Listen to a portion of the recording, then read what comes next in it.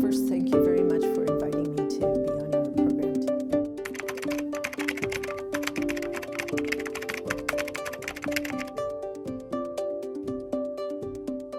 I have not had a chance to hear the full story, read the full story, and so I'm not familiar with the details. It sounds like it is an example and another reminder of why it's so valuable to have independent investigative journalism and independent investigative competent authorities to look into allegations like this that are so important to ensuring people's rights are protected.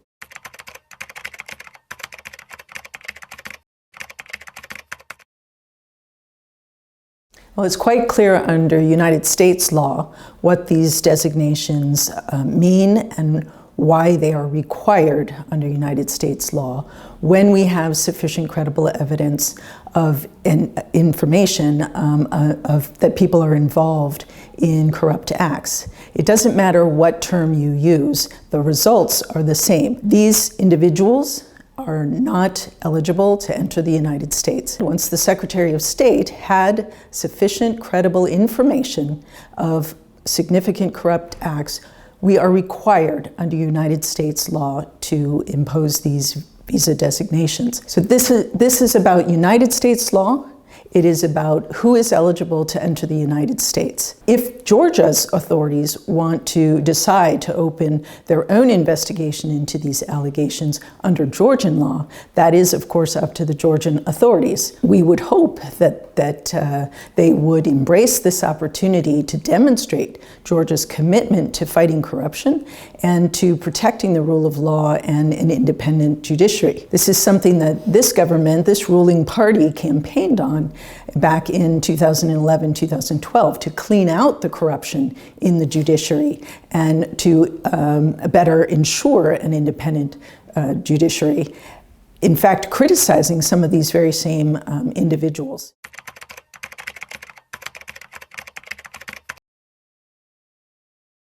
In English, it is very, very clear what these are. Visa designations that are required based on credible information of involvement in corrupt activity. Unfortunately, I don't know Georgian well enough to answer that question in Georgian, but it's quite clear in English what these visa designations are and the consequences. The result is these individuals are not eligible to enter the United States.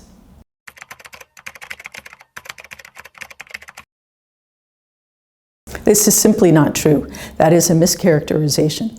This is a very rigorous and thorough process. Before it gets to Secretary Blinken, there has been a thorough examination of the information to establish that it is sufficient, that it is credible, and that it is strong enough to be the basis for imposing these visa designations. Once the Secretary makes his own evaluation and announces the imposition of these designations, there has already been quite an extensive review of the information involved.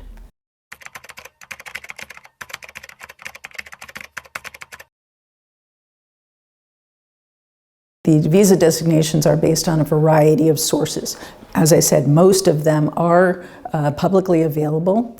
They are in many ways widely known for years. Again, we have our process in the United States under United States law that results in these visa designations. The Georgian authorities are welcome to open their own investigation under Georgian law to establish the credibility of these allegations under Georgian law. Again, we think it would be a very positive indication of this government's commitment to fighting corruption and to establishing an independent judiciary. We worked with this government for many years on 4 waves of judicial reform that had some very positive and important progress in judicial reform. Unfortunately, what we've seen in the last 4 years, I would say, is a lack of political will to follow through on the meaningful reforms that would transform this judiciary into a truly independent, impartial judiciary where judges are able to administer the law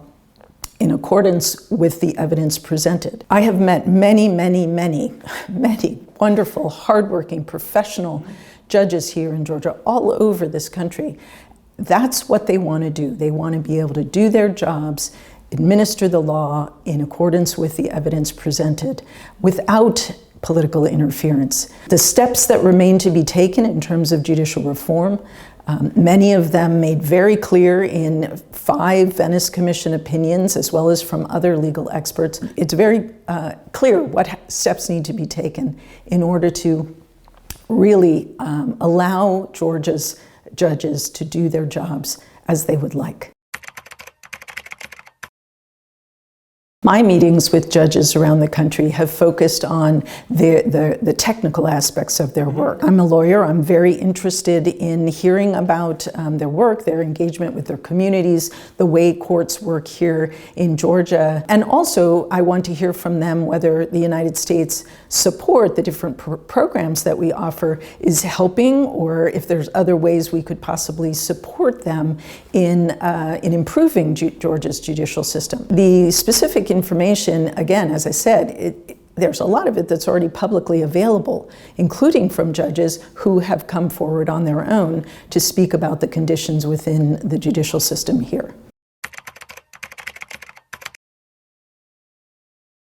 Again, I think that mischaracterizes these designations. These visa designations are required under United States law. This is about the United States law and who is eligible to enter the United States. So it is not about Georgia's judicial system at large. It's not about a political party. It is about these 4 individuals who have been involved in corrupt acts, abusing their positions of power, and blocking the functioning of Georgia's judicial system. They have been involved in obtaining favors or coercing judges into deciding cases in favor of their political allies. They've been involved in manipulating the appointments or assignments or discipline of other judges in order to get results in their favor. These are acts that have undermined Georgia's judicial independence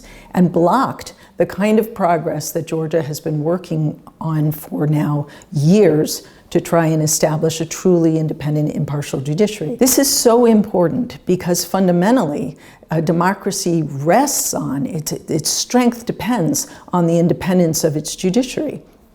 I think we've seen here many times, if you don't have an independent, impartial judiciary, the public doesn't have confidence in fair elections. It doesn't have confidence that it will get justice in the courts, especially if it's involving a case that has high-profile parties involved. It's so fundamental to the functioning of any democracy.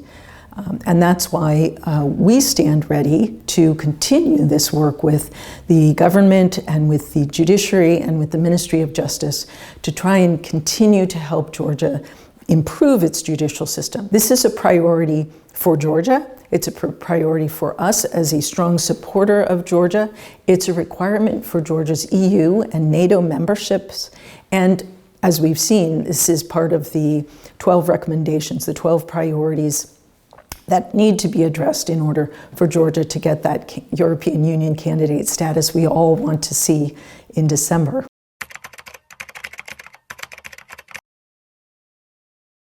I don't have the exact figures with me right now, but I can tell you this is something we've been working on with Georgia for years now, probably decades, I think it would be safe to say, supporting Georgia's efforts to improve its judiciary, working with the government, working with the Ministry of Justice, as I said, with the courts, with the High Council of Justice, with the High School of Justice. These have been extremely popular, successful programs where we bring US and Georgian judges together so they can exchange views, they can exchange best practices, learn from each other. And they've been, as I said, very, very popular programs. Going to the United States to see how some US courts work, or US judges coming here to see how Georgia's courts work. So we have a variety of ways where we've been helping. Sometimes it's on very technical issues like trying to improve the efficiency of the court, to reduce the huge caseloads that most judges are carrying, that sometimes slow down their ability to render a verdict and give a decision quickly. There's been a lot of great exchanges on jury trials and how to conduct jury trials, which bring the citizens more directly involved into the judicial process. There's also been a lot of work done on mediation and introducing that concept of parties mediating a solution to their dispute, which is usually faster and in many cases more effective. Everyone is happy with the outcome, and it's a faster outcome, and it's usually less expensive. So these are the types of issues that our programming has supported over the years. Sometimes it's also on specific areas of law that are very technical, such as domestic violence law, children's rights law, a wide variety. And as Georgia introduces new legislation and modernizes its code of criminal procedure, these all are areas where it's very valuable to talk about how to implement them in the courtroom itself in practical cases. That's the kind of work that we've been doing with Georgia over the years. Well, we don't preview our sanctions. We have many different tools that we use in cases like this, and it's not something I'm going to preview here today.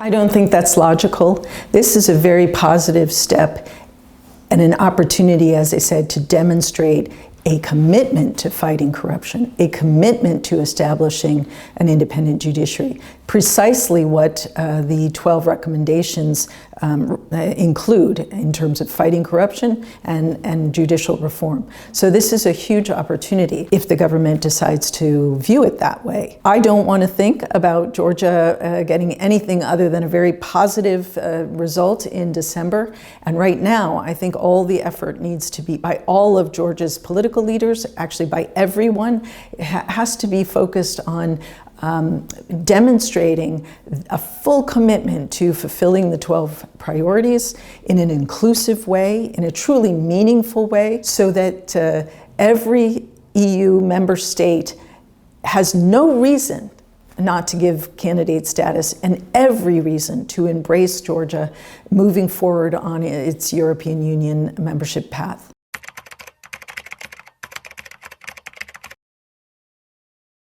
I don't want to speak for the ruling party, but I can say that labeling and stigmatizing people is completely inappropriate. What we have seen now several times is tens of thousands of Georgians from all walks of life, all types of Georgians coming out to peacefully express their clear desire, their strong will for a European future. There is no doubt about what the people of Georgia want, and they made that very clear by coming out to peacefully express that in the streets of Tbilisi, Kutaisi, Batumi, and other towns all over the country. So I think that's the key point here. The people of Georgia have made very clear what future they want, and that is Europe. Any government needs to be responsive to the will of the people, especially when it's expressed so clearly, not just by a few, not just by a certain category, but a wide variety of Georgians across this whole country have made very clear that their choice is Europe.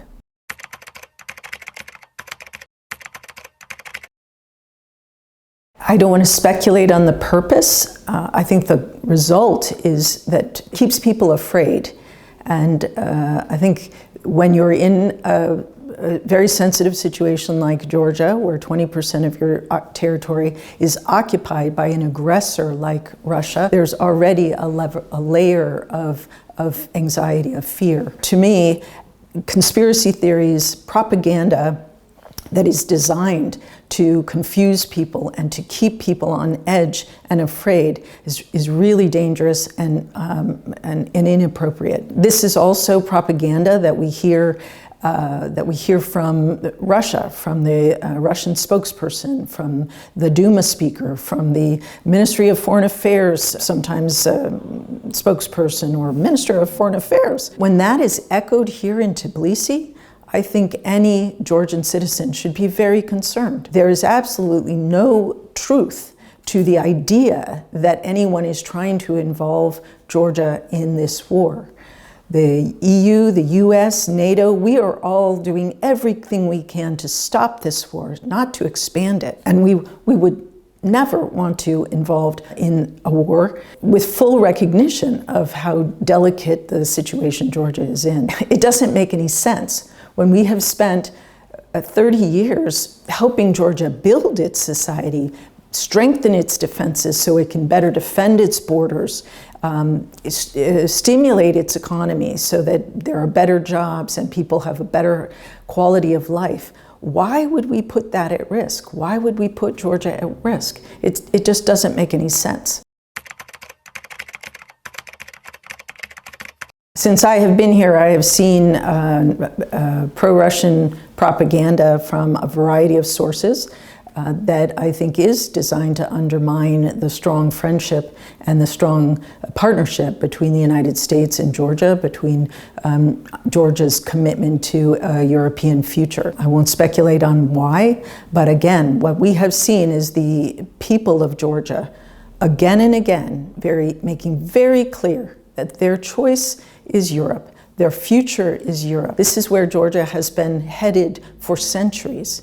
This is not a new path. This is the path that Georgia has been on for centuries. When I hear sometimes people say that European, Western values are incompatible with Georgian values, I don't know what they're talking about, because Georgia, for hundreds of years, has had the idea of respect for human rights, has had the idea for democracy and freedom and independence. This country has fought so hard for centuries to keep its independence.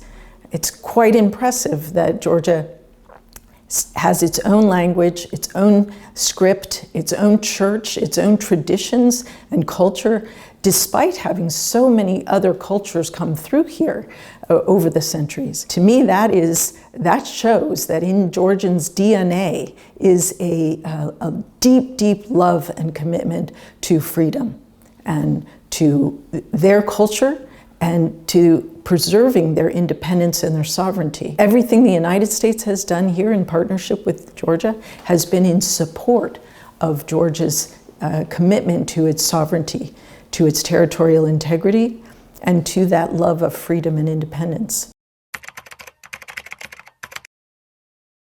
Of course, it's very disappointing when we hear members of the ruling party echo this anti-West, this pro-Russian propaganda. It's very disappointing and it's very concerning. We're very concerned about the latest report from the Public Defender's Office, which reported a further deterioration in Mr. Saakashvili's condition. It remains the government's responsibility to ensure that he gets the medical and psychological care that he needs. His welfare and his health are in the government's hands. I think they need to take the steps to ensure that his condition improves. It's up to the people of Georgia. It's up to Georgia's political leaders. They need to show the European Union member states that they truly are committed to doing what it takes. The roadmap is clear. Decide this question is how genuinely, how sincerely the political leaders invest in fulfilling these 12 priorities. It has to be a really meaningful, sincere reform effort, because this is really for Georgia.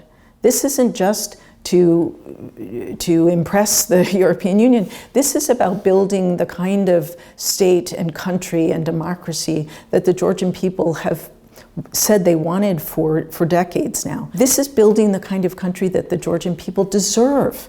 And that is a strong, secure, prosperous democracy. The steps that have been recommended they're not new. They're the same steps that have been, that I think the ruling party has acknowledged needed to be done, as well as the opposition. Everyone has a role to play here to ensure, as I said, that there is no doubt in any European Union member state that Georgia deserves candidate status.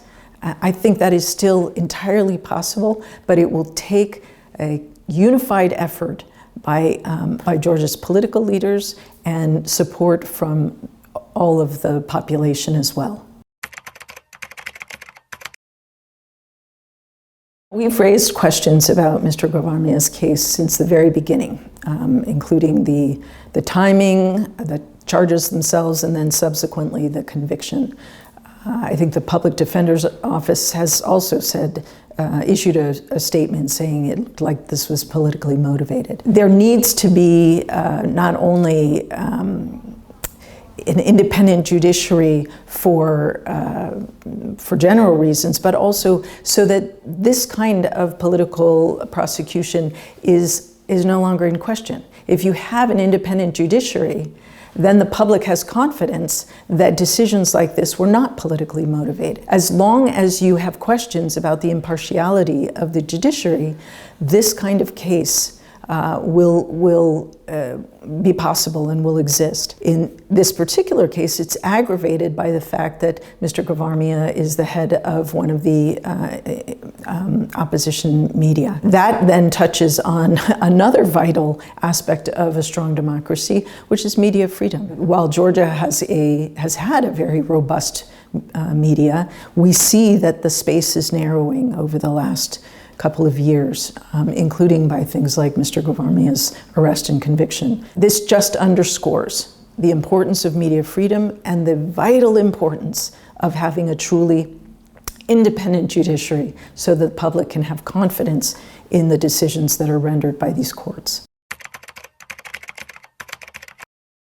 Georgia still has very strong bipartisan support in the U.S. Congress. And the Congress has been providing this assistance to Georgia now for decades because our support goes to the people of Georgia.